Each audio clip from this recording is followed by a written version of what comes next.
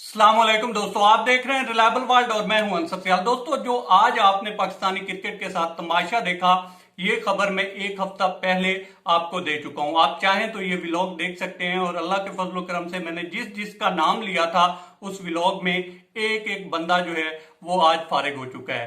अब आ जाते हैं कि आगे क्या होने जा रहा है। फखर जमान को किस तरह से टीम में शामिल किया जाएगा वर्ल्ड कप से पहले।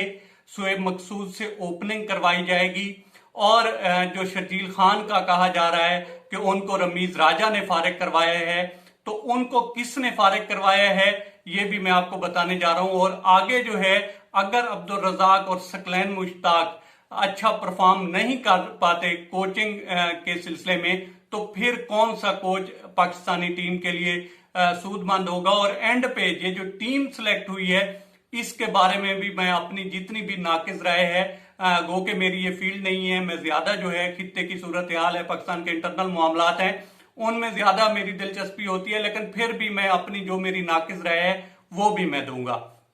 सबसे पहले दोस्तों बात करते हैं फखर जमान की, जिनको रिजर्व खिलाड़ियों में शामिल किया गया है। लेकिन दोस्तों मैं आपको बताता चलूं कि वर्ल्ड कप की टीम में ये शामिल होंगे। वो कैसे शामिल होंगे, इनका जो है सिलेक्शन हो चुकी है न्यूजीलैंड के खिलाफ वनडे टीम में, और इनको शामिल किया जाएगा इस बेस पे कि अगर ये वनडे में अच्छा खेल जाते हैं तो फिर जो कोई ना कोई एक तरीकाकार निकाला जाएगा और फिर इनको T20 की टीम में डाला जाएगा, ये वर्ल्ड कप की टीम में शामिल होंगे। ये मैं आपको मुसद्दका खबर बता रहा हूं, अगर ये परफॉर्म कर जाते हैं तो। अब आ जाते हैं दूसरी जो बात की जा रही है शर्जील खान के सिलसिले में, कहा यह जा रहा है कि शायद रमीज राजा की वजह से वो फारिग हुए हैं या मोहम्मद वसीम की वजह से फारिग हुए हैं। ऐसा बिल्कुल नहीं है दोस्तों। इनको फारिग करने में जिस बंदे का हाथ है वो है बाबर आजम। अब बाबर आजम इनको क्यों फारिग करना चाह रहे हैं, आपने देखा होगा पीछे भी एक एक मैच में उनको मौका दिया गया है, जानबूझकर उनको प्रेशर में रखा गया है, क्योंकि उनको लगता है कि अगर शर्जील खान परफॉर्म कर गए तो मेरी ओपनिंग स्लॉट चली जाएगी T20 में, क्योंकि वो समझते हैं कि मैं वन डाउन T20 में जो है वन डाउन आऊंगा तो मैं उतना परफॉर्म नहीं कर पाऊंगा, दायरा खत्म हो जाएगा। तो वो चाहते हैं कि वो T20 में ओपनर ही बने रहें। अगर ना भी ओपनर बने रहें तो शर्जील खान जैसा हार्ड हिटर ना हो, कहीं ये ना हो कि उनकी मुस्तकिल जगह चली जाए। दूसरे नंबर पे उनको ये लगता है कि T20 की परफॉर्मेंस की बेस पे अगर वो परफॉर्म कर गए तो उनका दोस्त जो है वनडे से भी फारिग हो जाएगा, और वो है इमामुल हक। ये दो बंदे हैं जिनकी वजह से उनको लगता है बाबर आजम को कि मैं भी सिक्योर रहूंगा और उनके दोस्त हैं इमामुल हक ये भी सिक्योर रहेंगे। तो इस बेस पे वो कोशिश कर रहे हैं और इसमें वो कामयाब हो रहे हैं और शर्जील खान को बाहर रखा जा रहा है, इवन दो कि उन्होंने परफॉर्मेंस भी दी है KPL में, कश्मीर प्रीमियर लीग में। अब आ जाते हैं कि जनाब शुएब मकसूद वाली बात पे। दोस्तों आपने देखा ही होगा कि अब ज्यादा तो यही सोचा जा रहा है कि बाबर आजम और जो दूसरे हमारे विकेट कीपर हैं वो करेंगे ओपनिंग। लेकिन मैं आपको बताता चलूं कि अगर बाबर आजम और साथ जो हमारे विकेट कीपर हैं वो परफॉर्म ना कर पाए तो इनमें ये जो न्यूजीलैंड और इंग्लैंड के खिलाफ सीरीज है इसमें एक दो मैचेस में शुएब मकसूद को ओपनिंग का मौका दिया जाएगा, और अगर वो परफॉर्म कर गए तो हो सकता है कि वर्ल्ड कप में भी इनको ओपनिंग पे खिलाया जाए। अब आ जाते हैं कि आगे जाकर हेड कोच कौन होंगे। अब जो नाम लिया जा रहा है या अभी जो आप कह लें कि हड़बड़ी में तैयार किया गया है वो तो अब्दुल रजाक और सकलैन मुश्ताक हैं। इनको जो है न्यूजीलैंड के टूर के लिए रखा गया है, लेकिन होगा ये कि अगर ये न्यूजीलैंड के टूर पे परफॉर्म कर जाते हैं कोचिंग के सिलसिले में, पाकिस्तानी टीम सीरीज जीत जाती है तो यही कंटिन्यू करेंगे वर्ल्ड कप में भी, और आगे फिर देखा जाएगा वर्ल्ड कप की परफॉर्मेंस की बेस पे।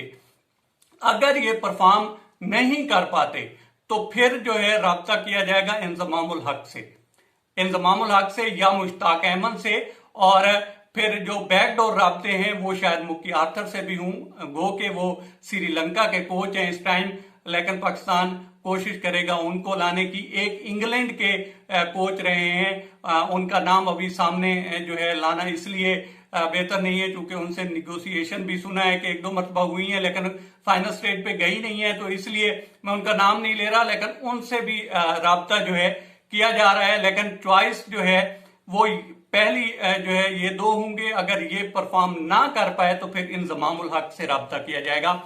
ये भी मैं आपको एक खबर दे रहा हूं। इसके अलावा जो है अब अगर मैं टीम के हवाले से बात करूं दोस्तों कि मैं कितनी हद तक मुतमईन हूं, तो बहुत ज्यादा बातें हो रही हैं।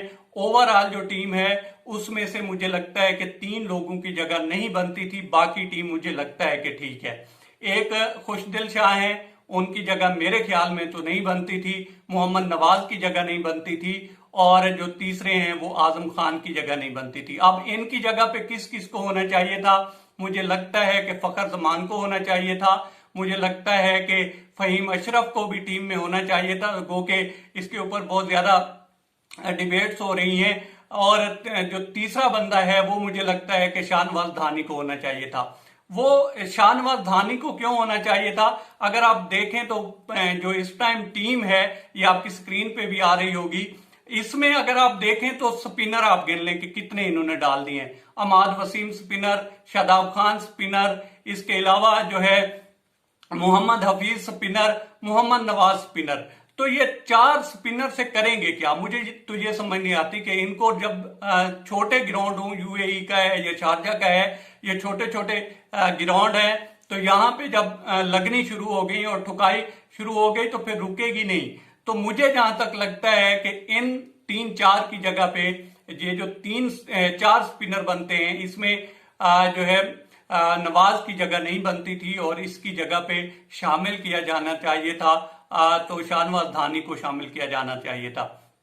इसके अलावा मुझे लगता है कि जो फहीम अशरफ हैं उनको भी शामिल किया जाना चाहिए था। गो के उसकी परफॉर्मेंसेस जो है अप टू द मार्क नहीं है, लेकिन फिर भी वो बंदा एहलियत रखता है डाउन दी ऑर्डर आकर हिट करने की, और इसमें वो कामयाब भी हो सकते थे, तो उनको शामिल किया जाना चाहिए था। और जहां तक आजम खान की बात है तो मुझे नहीं लगता कि इनकी इसमें जगह बनती है।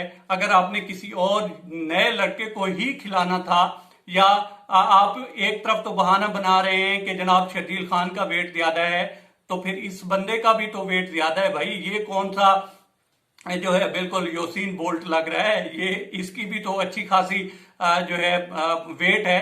तो मुझे ये लगता है कि इसकी जगह पे शर्जील खान को होना चाहिए था। ओवरऑल जो टीम है, अगर फखर आ जाते हैं, सिर्फ फखर भी आ जाते हैं, तो मुझे लगता है कि बहुत ज्यादा फर्क पड़ जाएगा।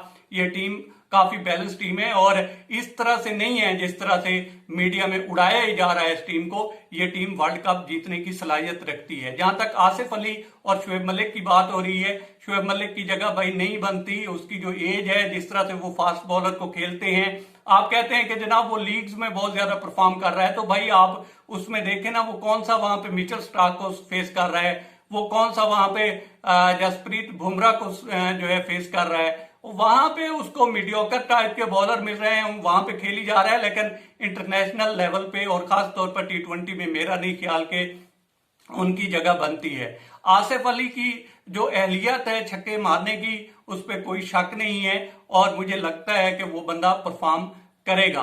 बाकी जहां तक टीम की बात है, ओवरऑल टीम की बात है, तो मुझे लगता है सिवाय फखर जमान के बाकी टीम मुझे बैलेंस लगी है। आप अपनी राय दे सकते हैं। अब तक इतना ही। आप दोस्तों से रिक्वेस्ट है कि आप हमारे चैनल का विजिट करें, और अगर आपको हमारे चैनल का कंटेंट पसंद आए तो इसे सब्सक्राइब करें, और हाँ, कमेंट सेक्शन में लिखिएगा कि ये खबरें आपको कैसी लगी दोस्तों। अल्लाह हाफिज।